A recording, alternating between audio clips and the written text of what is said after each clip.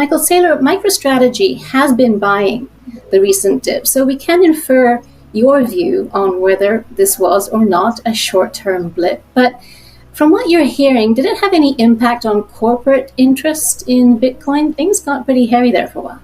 Yeah, I think that Bitcoin's one of those stories where if you're only casually interested in it, you just look at the price volatility, and the deeper you look at it, the more you think it's like a generational or a decade-long trade. Last week, I think there are pros and cons. Clearly, there's a bit more volatility, and that would scare away weak non-committal players. But there's a ton of institutions that were very enthusiastic about it that decided they wanted to buy it when it was 30,000 around the beginning of the year. And then they watched to their chagrin as it doubled, and they thought, well, it can't double every quarter forever. It's ahead of itself. And then they stopped and they wouldn't buy. And so in circumstances like that, what you want is a dip where they get to get in at a very good price. And so a lot of people think, oh, the price traded down last week. But if you actually look at the exchange volume on Binance, which is probably the most liquid, greatest statistical example we have, on Black Thursday in March of 2020, Binance, that exchange traded $2 billion in an awful day, the worst day of the year by most people's recollections. On the day when, and it was around 5,000. On the day when MicroStrategy announced our purchase, August 10th, that exchange traded $1 billion of Bitcoin in the day. I think that exchange has traded up to $14 or $15 billion of Bitcoin on some days last week, and traded $60 billion over the course of 6 days. And it's the bottom line. Bitcoin's up by a factor of 4. Liquidity's up by a factor of 5 to 8, even 10. And some institutions bought $60 billion of Bitcoin at a good price last week, while someone got panicked over what I view as FUD, and they dumped it too cheap. So, I think what you see is that the long-term players are actually pretty happy to have the opportunity to get into this entry point. And if I was looking at it, the number one thing I'd always look at is the price moving on no volume or on a lot of volume? Because that tells you the institutional sentiment. Michael Saylor, what has most surprised you about the changes? What's the biggest change in the market, in your opinion, since MicroStrategy bought its first Bitcoin? What surprised me is that we've had a nonstop avalanche of good news.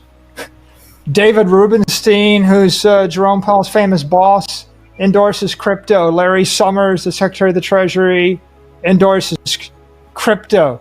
Goldman Sachs declares, they endorse Bitcoin, right? They're saying that this is a new asset class. Ray Dalio says he'd rather own Bitcoin than bonds, right? Coinbase comes public. An avalanche of really good news. And then I see the volatility in the market all based upon FUD. And the FUD is, first it was the Chinese are mining too much Bitcoin. And then the FUD was sell Bitcoin. And the second FUD was the Chinese are going to stop mining Bitcoin, sell Bitcoin. And then the FUD was, well, you can't buy Bitcoin in China, sell Bitcoin. And then the FUD was, oh, the Chinese reiterated you can't buy Bitcoin in China, sell Bitcoin. And then the FUD was, oh, IRS says you got to pay your taxes, sell Bitcoin. So, and that's the news cycle, right? So I feel like everything's working out great. I mean, if you'd asked me in August, do you expect to get the legitimization of Bitcoin like this? I wouldn't have, in my wildest dreams, expected so much good news to come. So I think it's going awesome. Just the market's volatile. Michael Saylor, many have set off sirens claiming that this is industry centralization. It could lead to minor collusion, perhaps network censorship. What's your response to that?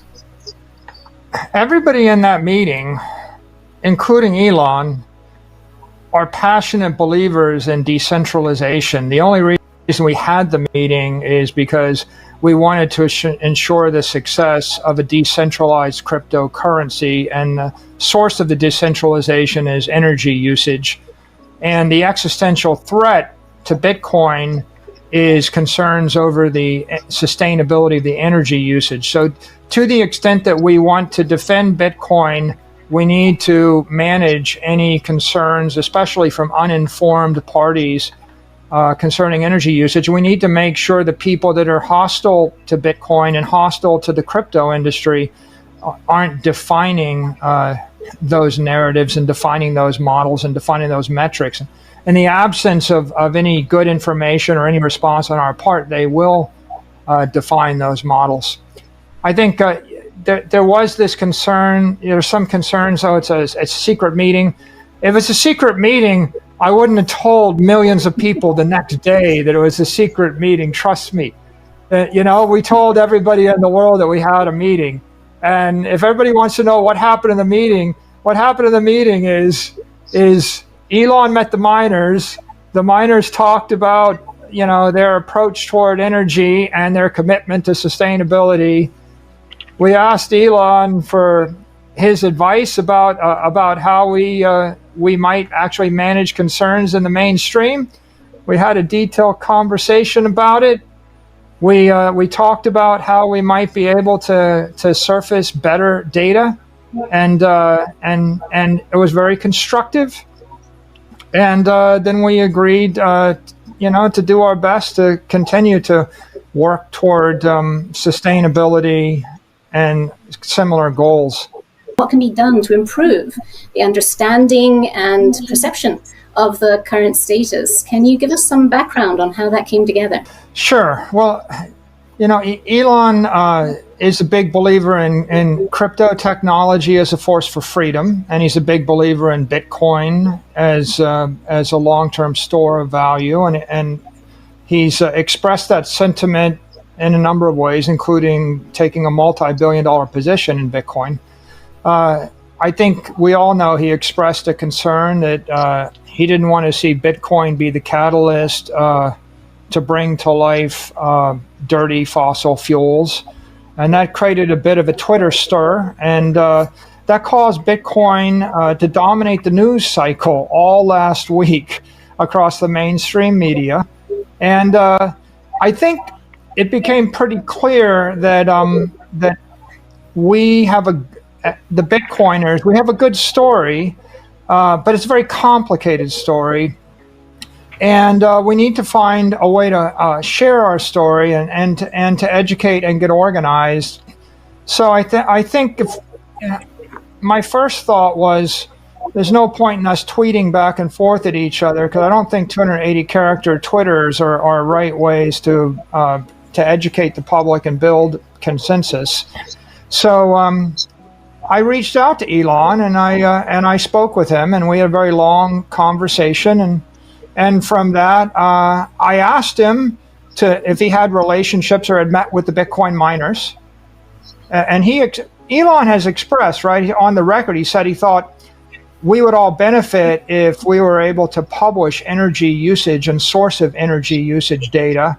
It turns out that Bitcoin miners don't actually have a good forum for communicating how they generate their energy. We don't have a shared common model for Bitcoin energy usage right now, and we don't have a future forecast model that we commonly use. So we're allowing other journalists in the mainstream media, or just anybody that wants to make up their own model.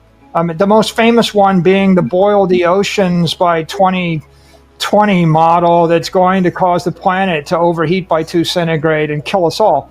But and that's still ratcheting around, right? So we have some bad models, and I happen to have a fairly nuanced model. My view is that energy usage energy efficiency is growing exponentially. The S19 miners are increasing by a factor of 5 in energy efficiency versus the S9s, and between the halvings and the shift to transaction fees and the upgrade of the miners, we're going to see energy efficiency increase exponentially and energy usage decrease essentially. I don't think there's any models or any understanding of how that's working. And it's a fairly complicated subject. I mean, it would take me about half an hour on your podcast here. I don't think we could talk about it. But what I can say is I had some detailed discussions, and I asked Elon if he had relationships with the miners, and he said he'd like to meet them. So I reached out to the miners and I asked them if they'd like to meet Elon Musk, and they said yes, they would. And so we set up the meeting because he wanted to understand how they're mining and what their plans and futures are. And they wanted to understand his concerns. And we wanted to understand how we could be the good guys in the entire ESG debate, because I think that Bitcoin they are the good people. We are actually driving sustainability. It is a great way to recycle wasted energy, and we have a great energy story. And so I think that the group came together to get Elon's thoughts, and for us to brainstorm on what we can do in order to communicate constructively to the entire industry. And avoid reinventing the wheel, right? Because if there's 200 miners and each one of them has to develop their own model of the future of Bitcoin mining for the next 20 years and figure out what to say and who to say it to, and it gets pretty complicated, and none of them have a voice or a platform to get their message through. So I thought it was a very constructive meeting.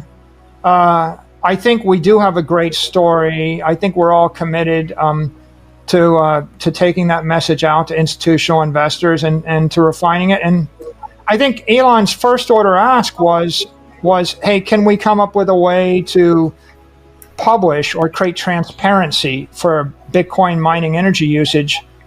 I saw something on Twitter today that suggested that Bitcoin is 2 or 3x as sustainable as other energy users. That's the kind of story we need to get out, but we need to legitimize it by having really good data. So I think the first step is let's come up with a protocol for us to publish energy information, and then a way that we can share it with the world, and then work together to make sure that we pursue sustainable energy goals, because because it's true, A. B, because it will actually ensure that the mainstream news cycles are positive and not negative, and that will give institutional investors comfort as they enter the space and not cause them to pause.